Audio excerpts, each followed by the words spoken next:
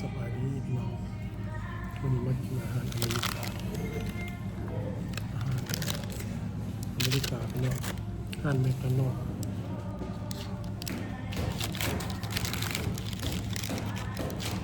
อาหารจะเป็นประมาณนี้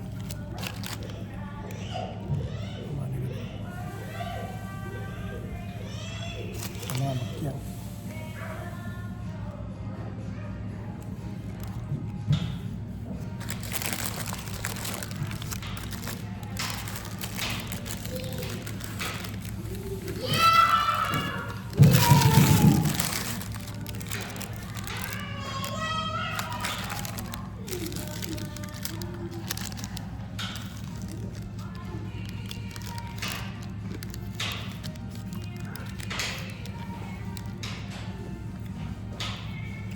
หลานก็ไม่ตู้นั่งเล่นอยู่เนี่ยอะไรเด้อ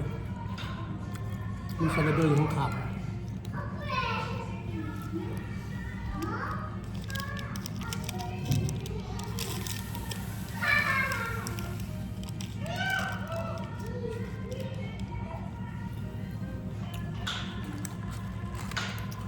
มันมีหลายสั้น3-4สั้นจะมีทั้ง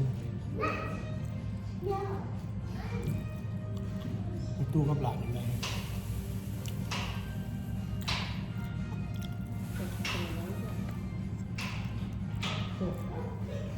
ทางคุณจะเป็นทางมารถกระจอดอยู่พูดรถ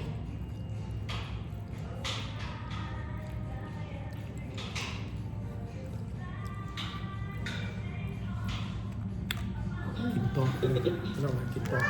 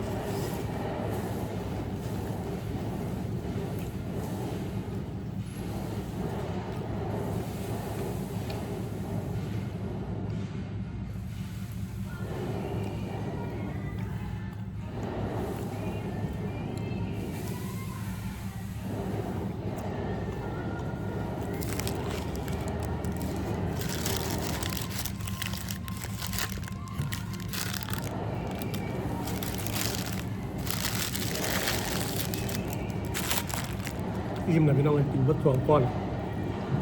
ไอ้บาเนี่ยพี่น้องนะ